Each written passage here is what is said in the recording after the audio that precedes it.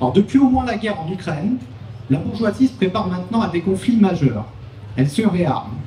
Elle estime que son industrie de mort n'est pas à la hauteur, en particulier en Europe, et elle a décidé d'y engloutir, d'y investir, dit-elle, des dizaines de milliards. Mais l'armement, ce sont aussi des entreprises et donc des profits. La guerre qui se généralise à l'est de l'Europe, au Moyen-Orient, en Afrique, n'échappe pas à la règle, celle de générer pour les industriels des profits faramineux. La guerre avec la Russie en Ukraine a marqué un véritable changement. Ainsi, depuis près de 2 ans, Macron martèle que la France est entrée en économie de guerre et que celle-ci monte en puissance progressivement. Alors il l'a répété maintes fois depuis, et suite logique, le ministre des Armées, Sébastien Lecornu, menace de réquisition les industriels du secteur. Alors bien sûr, si on compare la part des richesses aujourd'hui consacrée à la guerre à celle qu'il était en 2014, on constate qu'on est loin des 15 à 25% de l'économie qui était alors consacrée. L'autre différence, c'est aussi l'intervention accrue de l'État dans l'économie. En 1914, c'est l'État qui a réorganisé, en collaboration avec le patronat, tout l'appareil productif pour équiper, armer, transporter, nourrir les troupes. Les profits étaient négociés avec le grand patronat, garantis par l'État, le marché suspendu. À l'époque, l'économie de guerre a voulu dire une baisse drastique et rapide de la consommation des populations civiles, toute l'économie étant consacrée à l'armée. Alors aujourd'hui, on peut dire de l'économie de guerre qu'on en est qu'au début. Le marché n'est pas suspendu, l'État n'a pas pris directement en main l'appareil productif. Il déplore que la mobilisation des entreprises soit difficile, mais il y met les moyens, en commande et en subvention. La route est tracée.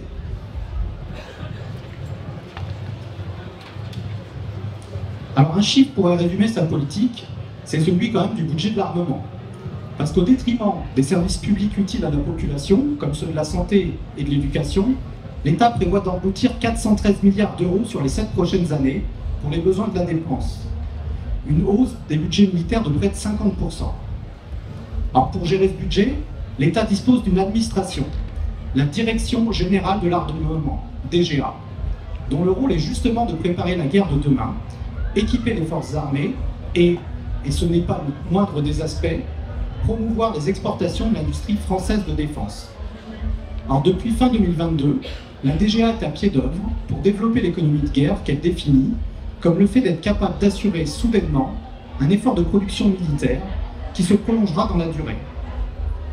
Alors selon la DGA, cette volonté politique est un changement de paradigme majeur, comme ils disent, pour l'industrie de défense par rapport aux 30 dernières années. Car à la fin de la guerre froide, à partir des années 90, les armées ont été essentiellement mobilisées pour des opérations extérieures et de lutte dite antiterroriste. Dans ce contexte, les besoins de l'armée portaient sur des équipements de haute technologie fabriqués en petite série. Cette production en petite série correspondait également à une baisse des budgets militaires. Cependant, la guerre entre la Russie et l'Ukraine a montré que la guerre d'aujourd'hui exige des moyens de destruction et de mort de grande ampleur, comme au siècle passé. Elle a en particulier montré qu'en Europe, les outils de production, notamment de munitions, étaient sous-dimensionnés, incapables de produire aussi vite que les munitions étaient consommées, par défaut de stock de matières premières, et parce que les moyens de production n'étaient plus adaptés. Alors le plan de la DGA est donc de faire en sorte que les industriels se mettent à niveau, en stockant des matières premières en quantité, et en se donnant des moyens de production capables de répondre à une hausse soudaine de la demande et de grande ampleur.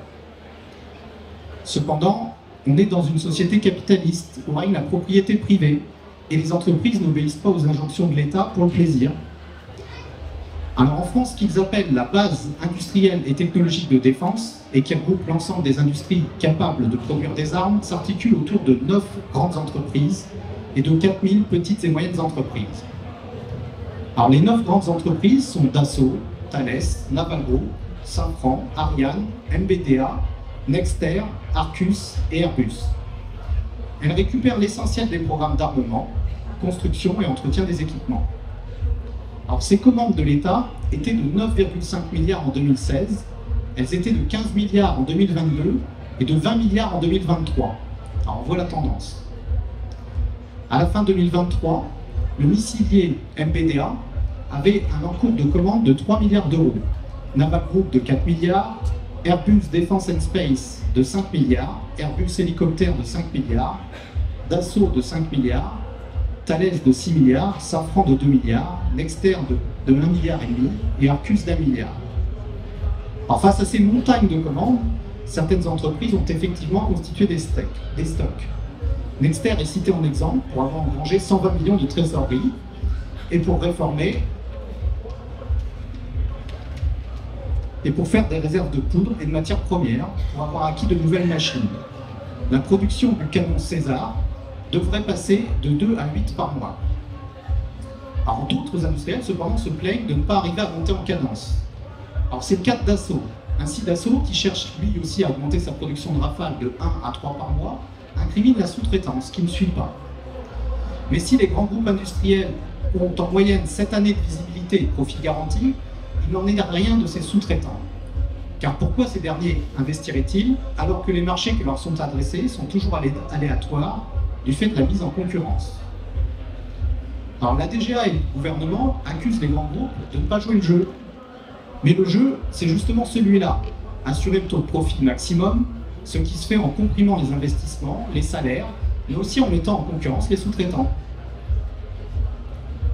Alors, dans le domaine des munitions, la situation, elle est encore plus marquée. Pour les obus, par exemple, la guerre en Ukraine a ouvert un marché gigantesque en comparaison de ce qu'il était avant. L'enjeu pour les industriels de l'armement, c'est surtout de capter le marché en lieu et place de la concurrence étrangère, en particulier américaine. Lors de l'inauguration de l'usine de poudre à Bergerac, Macron a tensé les industriels qui l'accompagnaient, en leur disant qu'ils étaient en train de laisser passer sous leur nez de juteux marchés. Le Monde récemment rapportait même les propos de Joseph Borrell, le chef de la diplomatie européenne, qui déplorait, alors là je cite, « Depuis le début de la guerre contre l'Ukraine, nos armées ont acheté 78% des nouveaux équipements en dehors de l'Union européenne. » Fin de citation. Alors le message de l'État aux entreprises, c'est « Investissez pour produire des armes. Il y a un marché à prendre et pour des années. Ne laissez pas ce marché aux Américains. » Alors les débuts de l'économie de guerre et les promesses de profit sont ainsi en train de réorienter l'activité de nombreuses entreprises. Ainsi, les corps des obus du canon César sont fabriqués à Tarbes par une entreprise qui s'appelle Europlasma, qui a repris les forges de Tarbes en 2021, à l'époque pour y produire des torches à plasma. Ces torches à plasma qui devaient se permettre de détruire des déchets amiantés notamment. Mais là aussi, le déclenchement de la guerre en Ukraine a ouvert de nouvelles perspectives, comme ils disent. Adieu l'écologie et vive la guerre. L'usine va surtout produire des corps d'obus en multipliant par 4 sa production à l'aide de commandes, mais aussi de subventions de l'État. Alors comme on peut le voir, l'État ne fait pas que passer des commandes et demander aux industriels d'investir.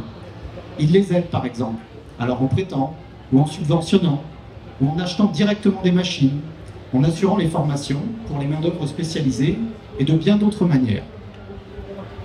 Alors pour financer tout cela, les États pillent les budgets publics. Chômage, santé, éducation, la population est mise directement à contribution. Alors on aura donc des chars, des rafales et des missiles, mais pas d'hôpitaux ni d'écoles. Le gouvernement cherche aussi à mettre à contribution l'Union européenne, c'est-à-dire les autres pays. Sans parler même d'armée européenne, les États parlent d'emprunts communs ou de fonds communs. Mais les problèmes de l'Union européenne ressurgissent ici. Les budgets de cette institution sont le résultat d'un compromis entre 27 États membres et autonomes, aux intérêts parfois divergents.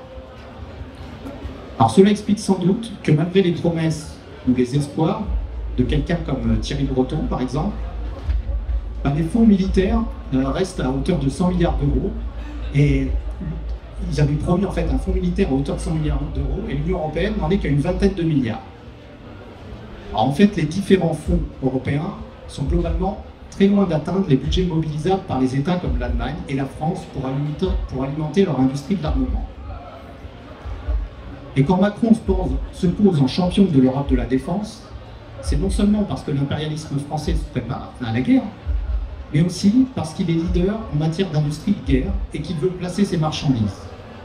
On peut ainsi régulièrement entendre le PDG de Dassault critiquer les gouvernements européens qui parlent d'Europe de la défense, mais qui achètent des avions américains et parisiens. Alors dans ce contexte, quelle est la politique des entreprises justement?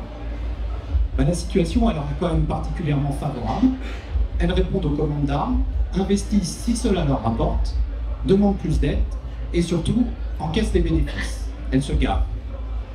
Alors pour certaines, comme Naval Group ou Thales, c'était déjà une habitude et les affaires se portaient déjà très bien avant l'économie de guerre. Mais les profits montent en flèche, à l'image du cours des actions. Alors celle de Thales suit la courbe des conflits. Elle est passée de 70 € avant le déclenchement de la guerre en Ukraine à 160 € aujourd'hui. Les actionnaires viennent de se voter une augmentation du dividende de 15% et la possibilité de racheter leurs propres actions à hauteur de 4 milliards d'euros. Naval Group a déclaré 261 millions d'euros de bénéfices en 2023, après en avoir annoncé 339 en 2022, malgré la perte, voire grâce à la perte du contrat des sous-marins australiens. Mais d'autres, notamment dans le domaine des munitions, comme MBDA, qui produit des missiles, sont en train de changer de stature et de dimension, ayant triplé le volume des commandes. Par exemple, ce sont des missiles MBDA, qui valent 1 million d'euros pièce, qui sont tirés très régulièrement par les frégates Naval Group en mer Rouge pour détruire des drones à 20 000 € et permettre le passage des porte-conteneurs CMA-CGM. Alors pour faire face à la hausse des commandes, MBDA fait le plein de matières premières, acier, titane et composants électroniques. Alors le groupe souhaite sécuriser ses stocks à 80 tonnes d'acier, alors que ses besoins annuels évoluent entre 4 et 5 tonnes. Le carnet de commandes de Dassault, donc du Rafale essentiellement, a encore grossi de 10% en 2023, à 38,5 milliards d'euros, dont 34 milliards pour le seul avion de chasse, dont 2 tiers à l'export. Alors la famille Dassault règne sur une bonne partie de l'industrie de défense du pays. Dassault dégage un bénéfice net de 693 millions d'euros, grâce notamment à ses participations dans Thales et Naval Group. Alors deux des rejetons de la famille Dassault viennent même d'entrer dans le club des milliardaires en dollars. Alors Airbus vit aussi grassement de commandes de l'État, et cela ne date pas d'hier. Par exemple, dans les années 2010, voulant remplacer certains de ces appareils jugés trop vieux, le gouvernement a choisi l'hélicoptère H-160 pour la marine et la gendarmerie française. Mais en plus, c'est Airbus qui a prêté à l'État les 360 millions d'euros nécessaires à l'achat de ces hélicoptères. Celui-ci a ensuite dû rembourser, bien sûr avec 5,7% d'intérêt, aux frais du contribuable.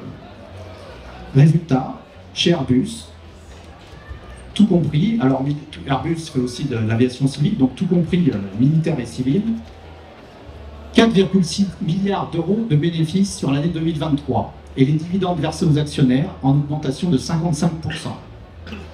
Mais ces profits ne suffisent pas. Les industriels en réclament plus. Aux impatiences de Macron et de Lecornu devant la faiblesse des investissements de certains d'entre eux, ils ont répondu « Mais où sont les commandes ?» Ils comptent donc sur la montée en puissance des commandes de l'État et des achats groupés européens pour accroître le volume de leurs affaires. Dassault, notamment, compte sur 2 projets européens, le SCAF, c'est l'avion qui doit remplacer la Rafale, et l'industrialisation de son drone Neuro. Et je passe la parole à mon camarade. Alors, comme à l'habitude, les intérêts des capitalistes de l'armement sont présentés par le gouvernement, les journalistes et les grands patrons comme étant ceux de la France, voire ceux des travailleurs de ces industries. N'est-ce pas une bonne nouvelle que l'on rouvre des usines, que d'autres embauchent et que le carnet de commandes soit plein? Les travailleurs de l'industrie de l'armement, comme les autres, peuvent voir ou entrevoir les conséquences de cette course à l'armement. Les images de la guerre en Ukraine sont éloquentes. Retour de la guerre de tranchées, ville détruite, pas de gaz ni d'électricité pour se chauffer en hiver. Nous avons donc, avec les travailleurs de l'armement, les mêmes discussions qu'avec les autres sur la menace d'une guerre généralisée, les responsabilités de l'impérialisme et la nécessité d'en finir avec l'organisation capitaliste de la société. Et nous avons à répondre aux objections habituelles sur la menace de Poutine ou de la Chine et la nécessité de se défendre, sur la capacité ou l'impossibilité pour les travailleurs de contester le pouvoir à la bourgeoisie. Mais pour les camarades qui militent dans ces entreprises, nous avons aussi à répondre à la question « Mais qu'est-ce que tu fais là alors? Pourquoi tu travailles dans cette entreprise ?» Poser la question de façon individuelle n'est bien sûr pas juste. Les travailleurs ne choisissent pas les entreprises où ils travaillent. Ils vont là où ça embauche, là où les salaires sont moins pires. Les travailleurs ne choisissent pas non plus ce que l'entreprise produit, ni à qui elle vend, ni à quel prix. Dans une société capitaliste, ce sont les patrons qui décident de cela. Nous n'avons donc pas à assumer la responsabilité. En cela aussi, nous ne sommes pas différents des autres travailleurs. Est-ce que ceux de Buitoni sont responsables de la qualité des produits sortant des usines? Et ceux de Veolia, de Sanofi, fabriquent des marchandises bien plus utiles que les armes, mais dans les mains des capitalistes, ces fabrications peuvent et aboutissent régulièrement à des catastrophes sanitaires ou autres. Les entreprises de l'armement, avec leurs outils de production, les connaissances et les compétences de leurs salariés, pourraient produire bien des choses utiles à la société. Naval Group, par exemple, avait des projets dans le nucléaire civil ou dans les hydroliennes. Et on pourrait imaginer bien d'autres choses. Mais rien ne sert d'imaginer, car ce sont les patrons qui décident. Et ils le font en fonction de leurs profits.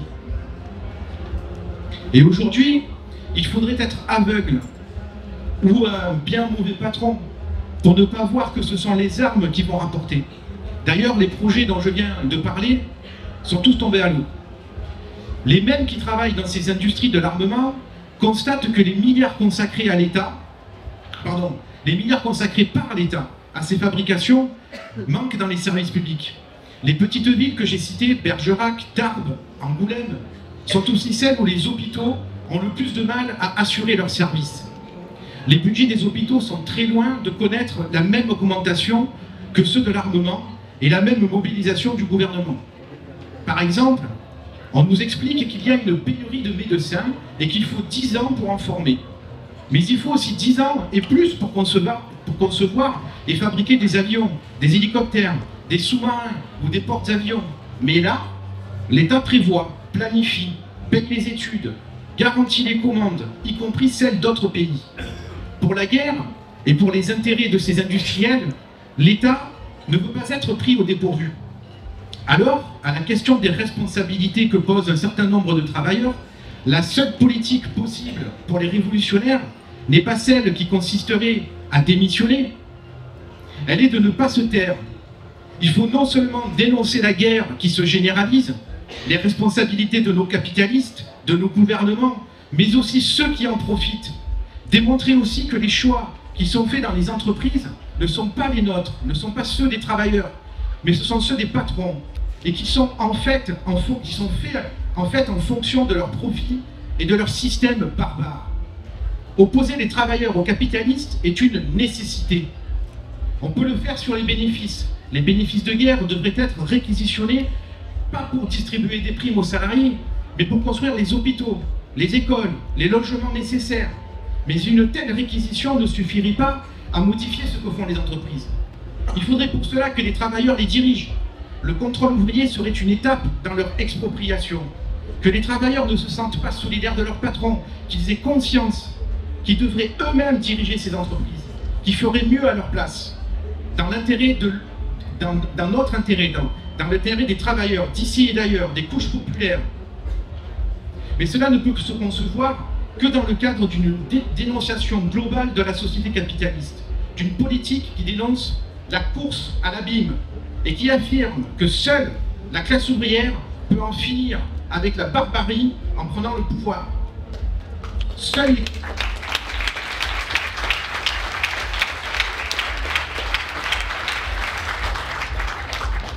les communistes révolutionnaires peuvent défendre une telle politique. Dans les entreprises, le patronat cherche à optimiser ses profits, et c'est en aggravant l'exploitation qu'il y arrive. Les entreprises de l'armement cherchent à produire plus, voire beaucoup plus, sans forcément mettre les moyens en face, ni en nombre de travailleurs, ni en machines supplémentaires. L'orientation générale, c'est l'augmentation des cadences et du temps de travail. Cela se fait par la généralisation du travail en équipe, comme chez Thales, où le 2-8 permet d'utiliser les bancs de production 2 fois plus. Elles font travailler le week-end, comme sur les lignes d'assemblage, chez Dassault à Mérignac. Sur le site de Naval Group d'Angoulême, pratiquement tous les samedis sont travaillés. Cela concerne peu de travailleurs chaque samedi, mais toutes les mesures de la direction visent à augmenter le temps de travail, payer l'habillage des habillages plutôt que donner du temps, rapprocher les badges de la machine et non à la sortie du vestiaire. Chez Airbus, depuis 10 ou 15 ans, une multitude d'accords signés par certains syndicats ont changé de rythme de vie. Ils ont rogné sur les possibilités de poser les jours de repos, des RTT, des congés flexibles, etc. Avec l'objectif que tout le monde arrive et reparte en même temps, obligeant à calquer nos vies sur les exigences de la production. Et ceci à l'échelle de tout le groupe en France.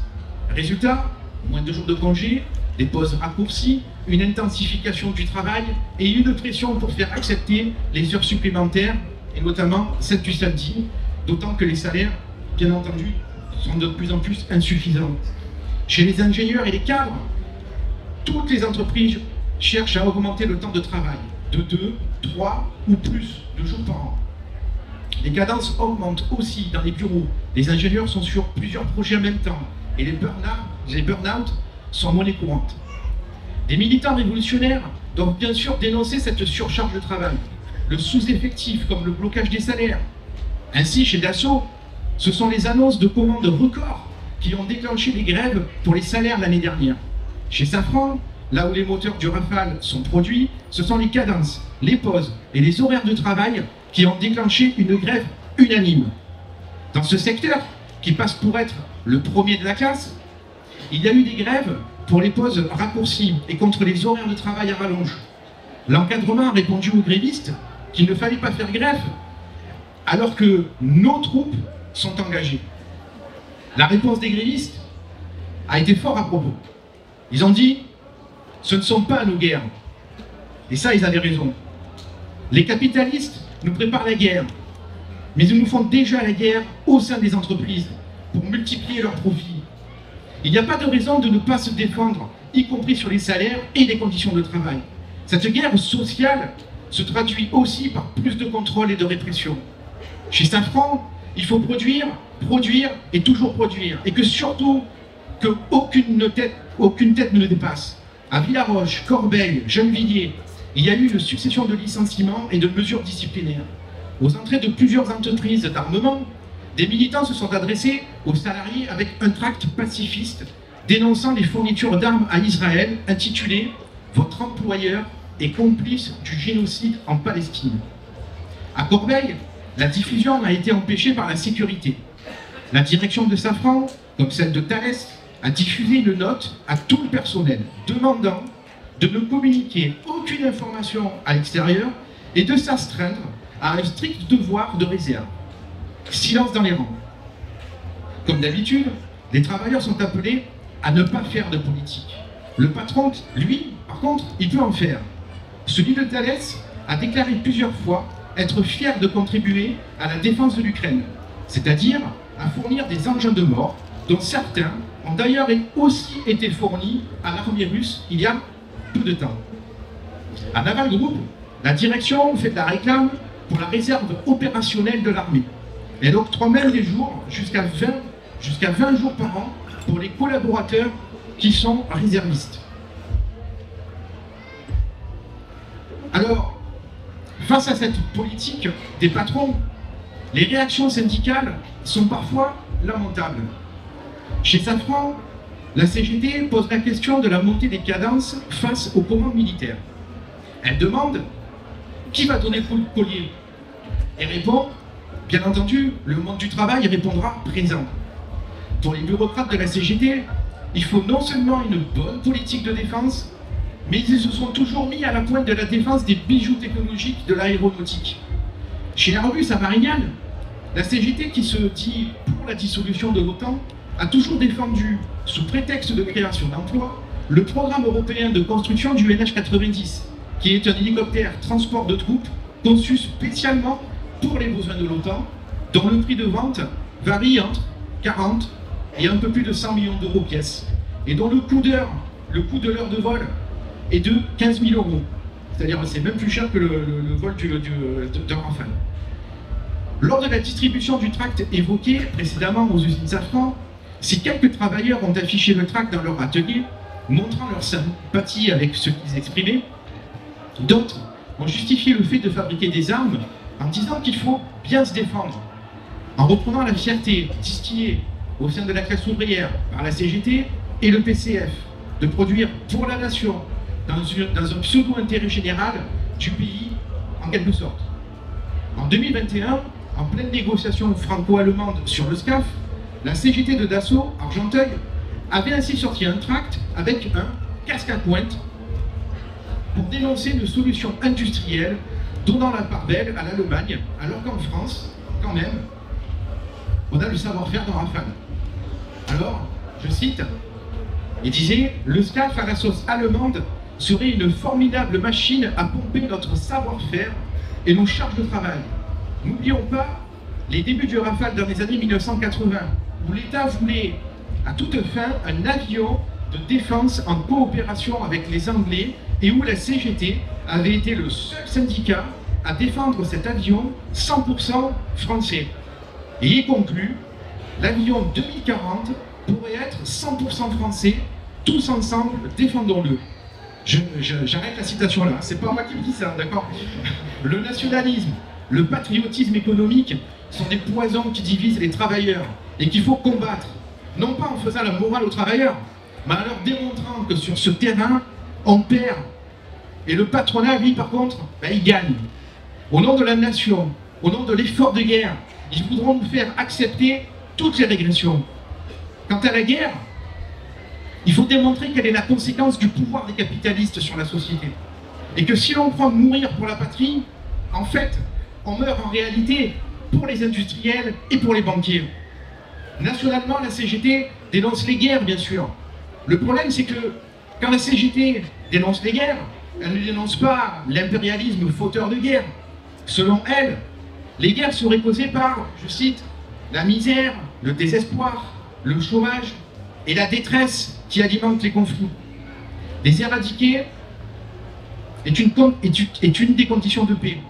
Le mouvement syndical a donc un rôle à jouer, une contribution spécifique à apporter dans la recherche de la paix. Fini la citation. Alors que les appétits impérialistes, la conquête des marchés, des zones d'influence, des matières premières se déchaînent, la CGT, elle, nous affirme qu'un capitalisme modéré par l'action syndicale suffirait à assurer la paix. À nous de dire que la seule façon d'assurer la paix, eh bien, c'est de préparer la révolution. Au contraire de cela, la CGT cultive aussi son pacifisme en appelant à l'ONU comme le régulateur international. Elle y ajoute sa touche nationaliste en réclamant la dissolution de l'OTAN pour que la France reprenne son indépendance. Comme si la France n'était pas aussi un impérialisme, certes de second rang, mais avec les mêmes méthodes impérialistes que le plus fort d'entre eux, l'impérialisme américain. Enfin, la CGT, comme le Parti communiste français, reconnaît le droit à l'impérialisme français de s'armer. Mais cela doit être sous le contrôle de l'État. Elle défend l'idée que la nation, c'est-à-dire notre impérialisme, soit armée au travers, je cite, d'un pôle public national de défense. La fabrication et le commerce des armes doivent faire l'objet de mesures renforcées, notamment avec la mise en place d'un contrôle strict de la production et commercialisation des armes par le Parlement, ce qui garantirait l'indépendance et la souveraineté de la nation. Je ferme la citation. Au lieu du contrôle par les travailleurs, la CGT met en avant le contrôle des industriels de l'armement, par l'État.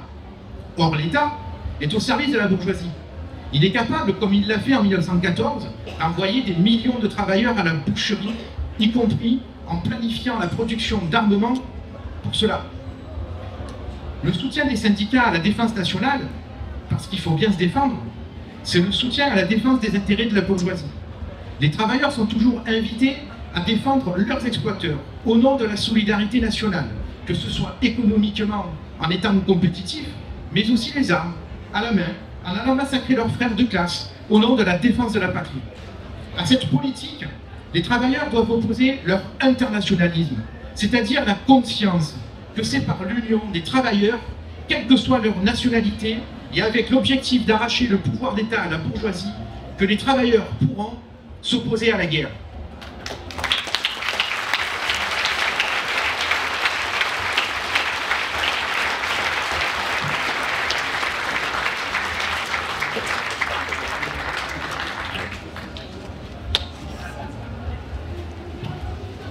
On peut commencer le débat, c'est soit des questions, mais aussi des interventions des camarades qui sont dans les entreprises.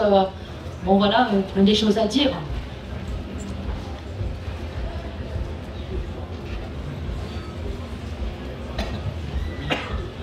Oui. Bonjour à tous, merci beaucoup pour cette intervention. C'est drôle parce qu'en fait, vous nous avez mentionné sans le savoir.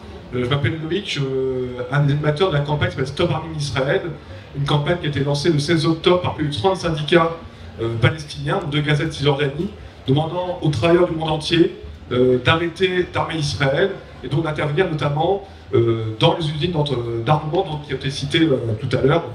Pour nous, la France, effectivement, c'est Thales, Safran, etc., le BDA. Voilà, donc c'est une campagne qui est pour l'instant relayée dans plusieurs villes en France. Il y a eu des tractages à Bourges récemment, on l'a dit à Corbeil, dans toute la région parisienne, on a tracté, on a bientôt des relais à Marseille, des relais à Toulouse, etc. C'est une campagne extrêmement importante, c'est comme vous l'avez dit, l'internationalisme c'est central. Là c'est les syndicats palestiniens, c'est la classe ouvrière palestinienne qui nous demande d'agir. Et effectivement, c'est une campagne qui est assez simple à comprendre. C'est si on veut qu'il y ait un cessez-le-feu à Gaza, ce serait bien que notamment, nous qui sommes en France, ce serait bien que les armes françaises ne tombent pas sur la gueule des Gazaouis, quoi. Donc c'est une campagne, je vous invite vraiment à tous rejoindre, et je serais ravi de discuter après la réunion avec les camarades de lutte ouvrière pour qu'on puisse se coordonner, parce que je pense que c'est vraiment une campagne qu'il faut qu'on mène de façon unitaire. Merci à tous. Bonsoir à tous. Moi, je travaille à Thales, désolé. Et en fait, j'ai été plus ou moins marqué par ce que tu as dit sur les histoires de montée en cadence, parce que bon, on l'entend depuis 2-3 ans, la montée en cadence qui peine à arriver quand même, parce qu'en fait, ils se plaignent sans arrêt, qu'ils n'ont pas la capacité industrielle pour produire notamment les quantités astronomiques de missiles qui demandent, notamment ceux que tu as cités qui partent en Ukraine, et il me semble que c'est les Laster. Moi je travaille dans l'électronique et en fait nous on fait tout un tas de parties qui vont sur ça et voilà, sans se sentir coupable évidemment de produire de la merde qui part bombarder des Gazaouis, mais bon, ceci dit, voilà, il y a des points à poser pour discuter des travailleurs parce que effectivement, comme tu l'as cité, ces histoires de chantage sur les heures supplémentaires, etc., en fait on le subit aussi et que depuis l'année dernière, avant, ils encourageaient aux heures supplémentaires, à turbiner, etc. Ils lâchaient les congés ou les RTT comme on voulait. Et puis en fait, maintenant, c'est tout le contraire. C'est-à-dire qu'ils incitent aux heures supplémentaires, mais en fait, ils ne veulent plus les payer, les heures supplémentaires. Donc au cas par cas, ils décident par et l'autre de dire au manager, voilà, eux, non, lui, oui. Donc c'est un petit peu deux poids, deux mesures, et tout ça pour en fait essayer de tirer tout vers le bas, évidemment, quoi. Et surtout que sur les salaires, effectivement, on a une CGT chez nous et aussi une CFTC qui est très côté direction, etc. Et une CGT qui est effectivement dans la ligne que tu as citée aussi, c'est-à-dire très souverainisme, on est la défense, on est le tratata, et puis qui est évidemment sur le terrain patronal et ne propose rien d'autre que de faire conseiller les patrons sur comment en fait il faudrait bien produire des armes, quoi. Et puis bon, après par ailleurs, je voulais réagir aussi par rapport à l'intervention de monsieur juste après.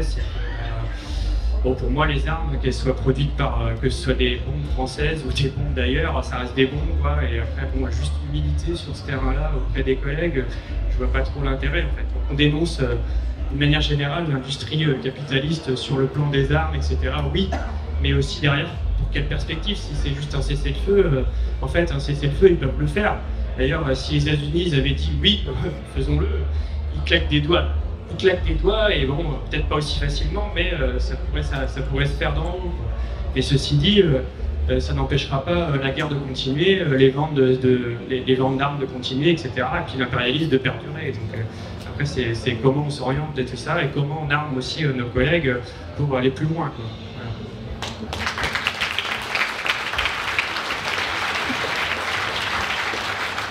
Bonjour à tous, je travaille à Airbus Defence and Space, je suis aussi secrétaire du syndicat CGT, donc on se connaît bien avec Rémi. Donc évidemment je vais confirmer tout ce qu'il a dit au niveau des directions syndicales, etc. Mais je voudrais juste apporter des précisions comment ça se passe à l'intérieur d'un syndicat CGT, notamment quand on est secrétaire et qu'on veut porter des valeurs révolutionnaires et ben, c'est pas évident quand on se sent un peu seul dans ce cas-là. Parce qu'en effet, je rejoins, et c'est extrêmement vrai, c'est que le patron, lui, il ne veut pas que les salariés fassent de la politique, mais les syndicats non plus ne doivent pas faire de politique. Donc c'est le discours qui est donné, et ça marche à l'intérieur, parce que les gens qui arrivent, les nouveaux syndiqués, ne veulent pas faire de politique. Il faut s'occuper uniquement des burn-out, de la surcharge de travail, des bore-out, etc. Mais par contre, dès qu'on veut faire la politique, dès qu'on veut parler du génocide en Palestine ou de la guerre ça tout de suite, on dit on propose de faire un trap dessus, on nous dit non, ça les salariés ils s'en foutent, c'est pas ça ça va nous faire perdre des voix sur les prochaines élections alors qu'elles sont dans 4 ans. Donc c'est pas évident, on porte petit à petit, mais alors moi je suis seul, donc c'est impossible à changer la politique, ça vient pas forcément de la direction de la CGT, enfin au moins locale, mais ça vient aussi de la base parce que le patron agit vraiment sur l'état d'esprit et voilà, donc on a des grosses difficultés, et je confirme aussi l'aspect souverainiste de la CGT, un peu nationaliste, et ça, moi, pour l'instant, je tiens bon, mais c'est difficile parce que petit à petit, les propositions des syndiqués, c'est d'amener du souverainisme. Il faut se protéger, on n'a pas le choix, c'est nos emplois qui sont en jeu, c'est notre combat, quoi. C'est les emplois, mais pas les travailleurs du monde entier, faire fermer les frontières. Ça, oui, mais alors, on ne pense pas aux autres. Et donc, voilà. Oui, bonjour, bah, du coup, moi aussi, je bosse dans l'aéronautique militaire. Je m'éloigne. Ok, ça marche.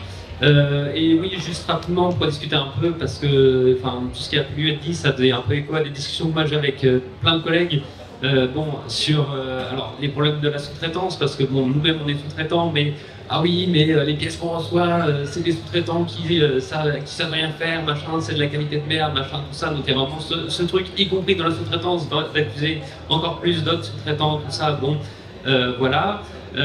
Et donc de mise en concurrence assez emmerdante, quoi. Et on essaie un peu parfois d'en discuter, mais c'est pas si évident.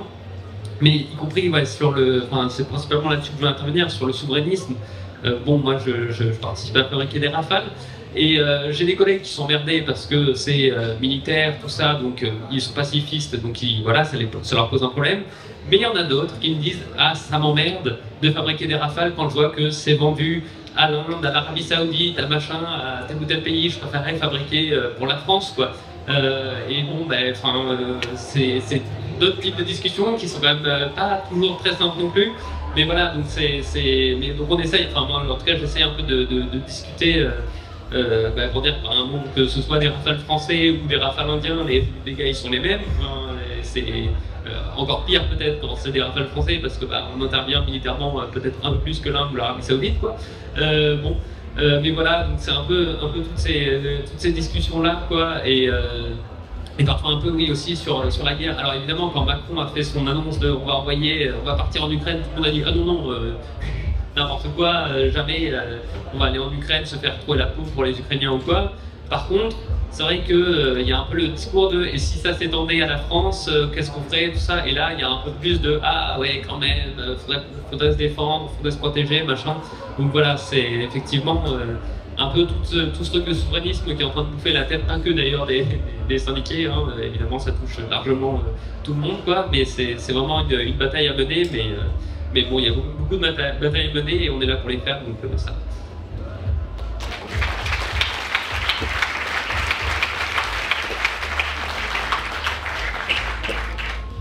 Oui, pour commencer par ouais, effectivement, les discussions qu'on a, et notamment, alors là, c'est le milieu syndical, mais pas que.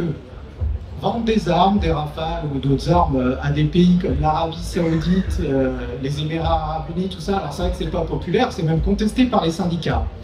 Mais est-ce que dans les mains de l'armée française, c'est bien plus raisonnable? C'est ça qu'on a quand même à discuter. Parce que oui, tu l'as dit, qui c'est qui intervient le plus souvent, enfin aux quatre coins du monde, aux quatre coins de l'Afrique surtout, c'est l'armée française. Donc Et oui, on a intérêt, enfin, ce qu'on cherche à faire et ce qu'on veut faire, c'est discuter politique avec nos collègues, de discuter de l'avenir de la société. Pourquoi l'armée française elle intervient? Dans quel contexte? Parce que c'est pas l'armement qui produit les guerres, c'est que la bourgeoisie elle a des intérêts à défendre. La bourgeoisie française, notamment, qui est une bourgeoisie impérialiste, oui, elle intervient en Afrique parce qu'il y a des intérêts. Et je voulais revenir, donc oui, c'est toute la discussion sur le souverainisme. Pour pas te mentir, oui, on galère, même avec les collègues, on galère, c'est quelque chose qui est couramment répandu dans la société, le nationalisme et le souverainisme. On galère, mais ils voient qu'on ne raisonne pas comme eux. Ouais, il y a un souci. Et à certains moments, on peut marquer des points. Donc on n'a pas le choix. On n'a pas le choix, il faut le faire, c'est sûr. Et se saisir de toutes les occasions, parce qu'effectivement, le tract, la campagne Stop Arming Israël, là aussi, il faut qu'on discute. Bien sûr que les collègues sont choqués en voyant ce qui se passe à Gaza. Et là, il n'y a pas besoin d'être un travailleur de l'industrie de l'armement. Tous les gens sont choqués, voient ça, sont un peu estomaqués par ce massacre généralisé. Et c'est une notoriété publique, l'État d'Israël est armé de pied en cap par les États-Unis, par la France. Donc c'est pour ça que c'est pas mal quand même qu'il y ait cette campagne, parce que par la France c'est un peu moins su. Mais là c'est pareil, la question c'est que pourquoi est-ce qu'ils arment Israël? Alors d'accord, ils cherchent à vendre partout, ça fait du pognon. Mais pas que ça. C'est la politique de l'impérialisme français, de l'impérialisme anglais dans un premier temps, anglais et français dans un premier temps, américain aujourd'hui, et tout cela confondu, qui ont des intérêts à défendre au Moyen-Orient. Et c'est ça qui provoque cette guerre, c'est ça qui fait qu'ils ont toujours soutenu Israël, quoi qu'ils fassent. Voilà. Et que, comme ils peuvent, j'allais dire, c'est toute l'industrie de l'armement, mais ils peuvent soutenir des régimes les plus horribles. Vous avez compris, il n'y a pas longtemps, c'était les 30 ans du génocide au Rwanda. Là, ils n'ont pas vendu de missiles pour être. Les machettes, ça suffit. Mais ils ont soutenu ce régime. Donc, encore une fois, c'est pas produire des armes qui produit les guerres. C'est le capitalisme. C'est la manière dont il fonctionne. La manière dont, effectivement, ils cherchent en permanence. La manière dont ils cherchent à se partager, à mettre la main sur les marchés, sur les sources d'approvisionnement en matières premières.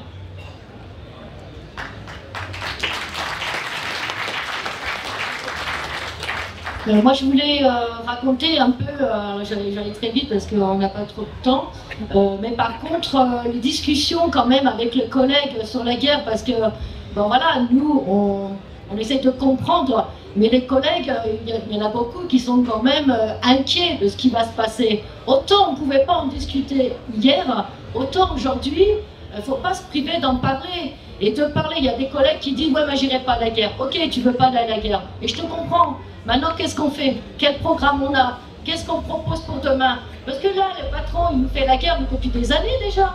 Il nous le fait depuis des années. Et on essaye de discuter de comment se défendre. Là, on ne discute plus des salaires. On discute de sauver notre peau, en fait. Et qu'est-ce qu'on fait? Est-ce qu'on prend les armes, on les retourne contre les capitalistes et les patrons? Parce que c'est ça que ça voudrait dire. Alors oui, aujourd'hui, il y a des collègues qui auraient quand même t'abusent. Voilà, mais n'empêche que nous, notre rôle militant communiste révolutionnaire, ben, c'est de discuter de tout ça. Alors oui, peut-être que ça ne sera pas compris aujourd'hui, mais en tout cas, on aura raison de le faire.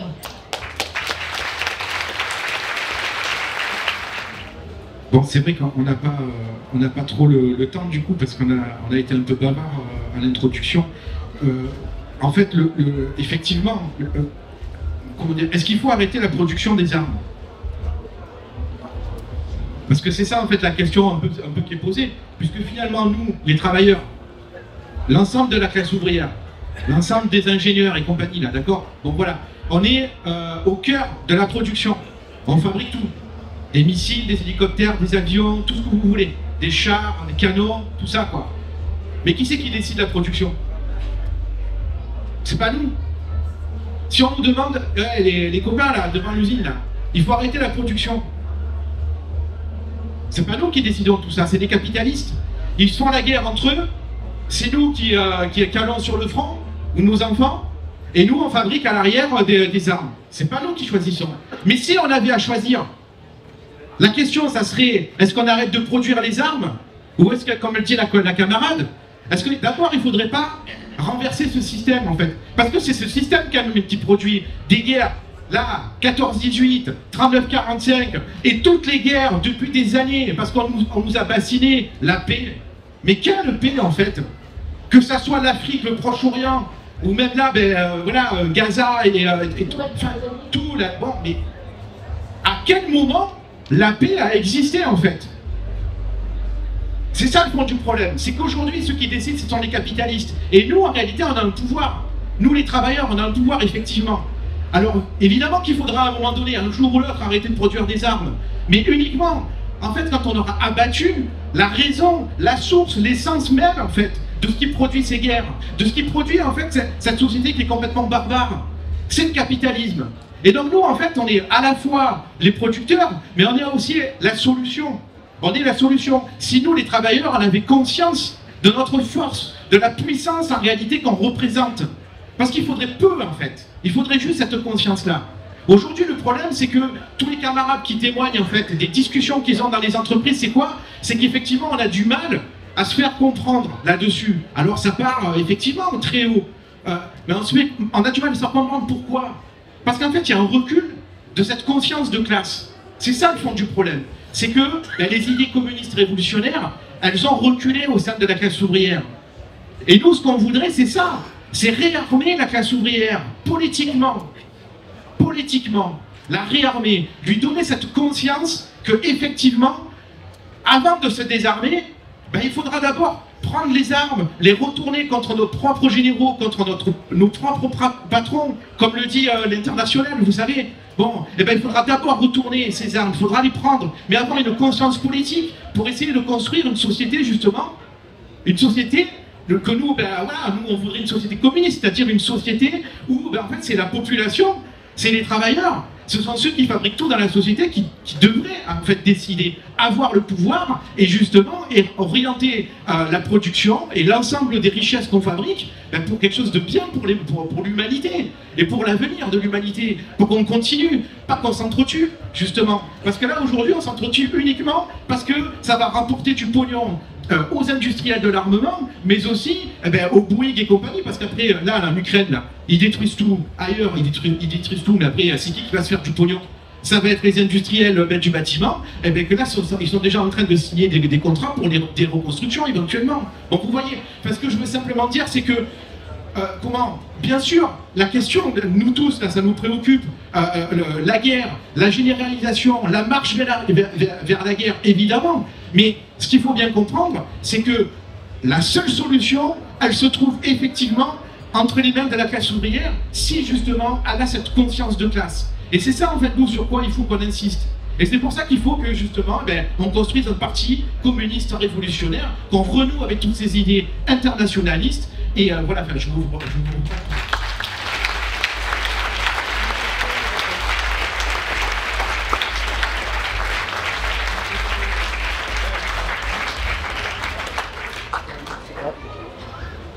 Donc, là-bas, il y avait une main qui se levait pour moi. On peut faire encore une intervention, je pense, de la salle et une réponse.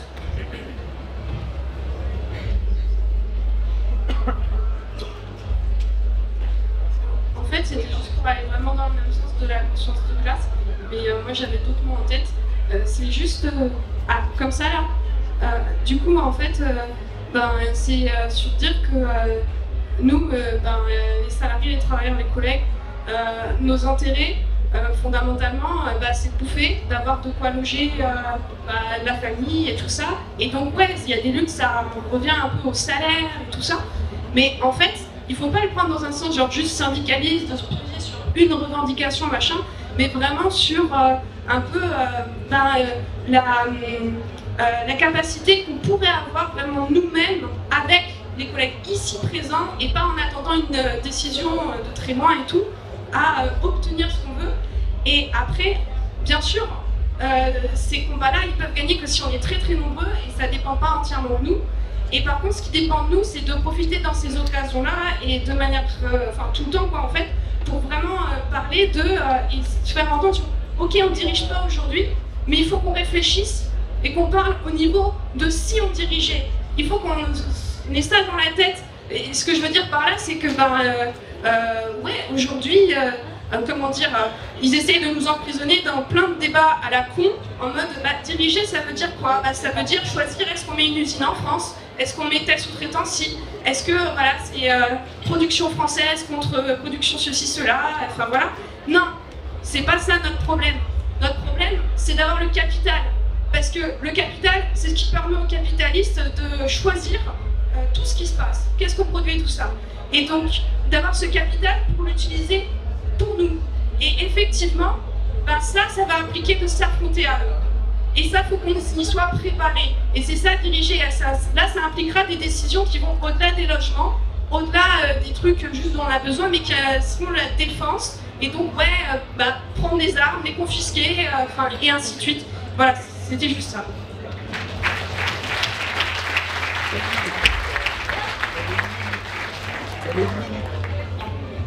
Moi, je voudrais dire, quand même, parce que dans le texte, on disait, les travailleurs, il ne faut pas qu'ils fassent de politique. En tout cas, c'est ce que les patrons voudraient nous faire dire. Non, justement, nos collègues, on leur dit, si le patron fait de la politique, nous, on a intérêt d'en faire. Et aujourd'hui, plus que jamais. Voilà ce que disait la camarade, c'est juste. Et c'est vrai que là, on le disait encore tout à l'heure, notre gagne-pain, oui, c'est le militaire, notre gagne-pain, c'est les cartouches, mais c'est tout notre gagne-pain. Mais justement, aujourd'hui, se préparer à faire la révolution de demain, à se préparer, à s'organiser dès maintenant. Oui, il y a les salaires, il y a tout ça, mais se préparer contre un gouvernement au service des patrons, se préparer à se défendre. Parce qu'en fait, on passe notre vie à nous défendre, à se défendre. Et oui, demain, il faudrait continuer à discuter politique. Oui, les patrons ne veulent pas, nous, notre politique, c'est demain construire un parti communiste révolutionnaire pour pouvoir se défendre contre les guerres, mais pas seulement contre ce capitalisme.